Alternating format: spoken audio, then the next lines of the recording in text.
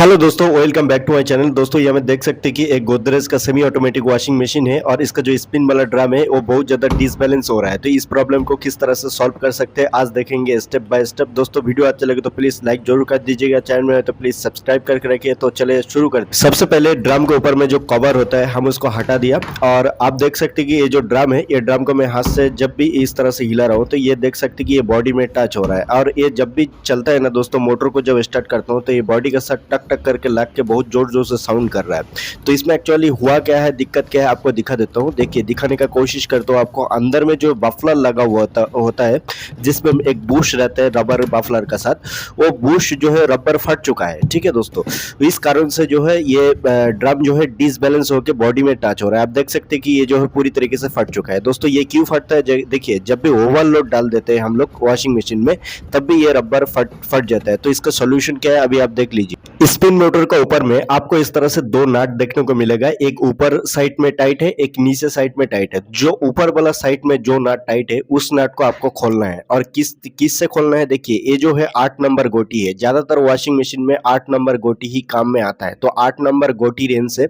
आपको जो है ऊपर वाला नट को ढीला कर पूरा जो है नट को बाहर निकाल लेना है सबसे पहले। उसके बाद दोस्तों आपको सामने तरफ आ जाना है और सामने आके ड्रम को ऊपर उठा लेना है। ठीक है, खींच के। आप देख सकते हैं कि ये जो बफलर का जो बुश है, ये बुश देख सकते हैं कि ड्रम का शाफ्ट का साथ आ चुका है। ठीक है, और ये देखिए बफलर का हालत देखिए, बफलर जो है पूरी तरीके से खराब हो चुका है। तो इसीलिए ड्रम तो डिसबैलेंस होएगा ही।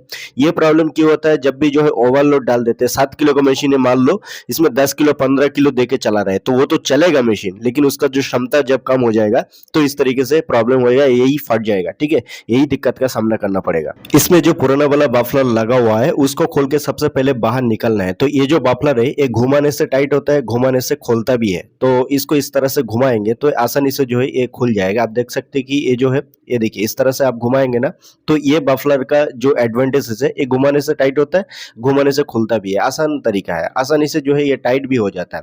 तो इस तरह से आपको घुमा के खोलना है। और ये सिर्फ गोदरेज का ही मशीन में आपको देखने को मिलेगा। गोदरेज का मशीन में यही एडवांटेजेस है कि इसको घुमा के टाइट भी कर सकते हैं और घुमा के खोल भी सकते हैं। यही इसका एडवांटेजेस है, बढ़िया है।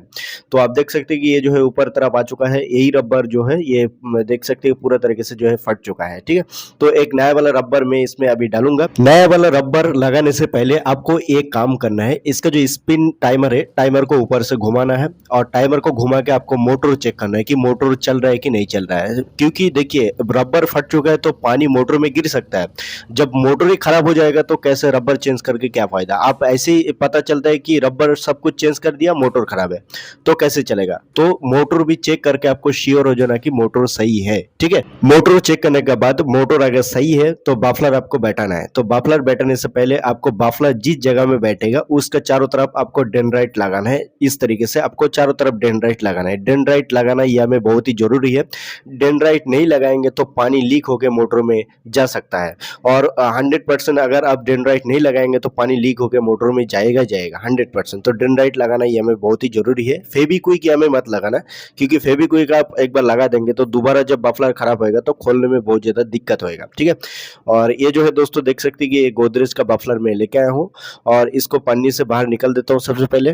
और ये बफलर में जो चूड़ी टाइप का जो नीचे में लगेगा उसको घुमा के आपको पहले खोल लेना है। ठीक है, अभी ये जो पोर्शन है, ये पोर्शन को आपको क्या करना है, ये ऊपर में आपको इस तरीके से ये जो रबर है, ये रबर वाला जो ऊपर में इस तरह से लगाना है। ठीक है, ध्यान रखिए बराबर गाम में बैठना है, डेंड्राइट में बैठना है। और ऊपर में इस तरह से कोई भी आदमी जो है दबा के रखना है। और नीचे में आपको क्या करना है, ये जो चूड़िया है ना, पहले जिस तरह से खोला था, याद है, जिस तरह से इसको घुमा के खोला था, ठीक उसी तरह इसको घुमाएंगे तो ये जो है टाइट हो जाएगा। देखिए, इस तरह से आपको घुमाना है धीरे धीरे और ये जो है आराम से जो है टाइट हो जाएगा। इसको फुल्ली टाइट करना है, ढीला नहीं छोड़ना है। और फाइनली फ्रेंड्स, बफलर टाइट हो जाने के बाद जिस तरह से ड्रम को खोल के आप बाहर निकाल लेते हैं, ठीक उसी तरह ड्रम को फिर से अंदर देना है। और इसका जो एक नट खोले थे ना, ऊपर वाला जो नट खोले थे, वो नट को फिर से दोबारा टाइट करना है। नट टाइट करने के लिए एक चीज आपको ध्यान रखना है, जो नीचे जो चक्की है और ड्रम का जो शैफ्ट है, वो चक्की और शैफ्ट का जो बीच में देख सकते हैं कि थ्रेड है, ये थ्रेड बराबर होना चाहिए,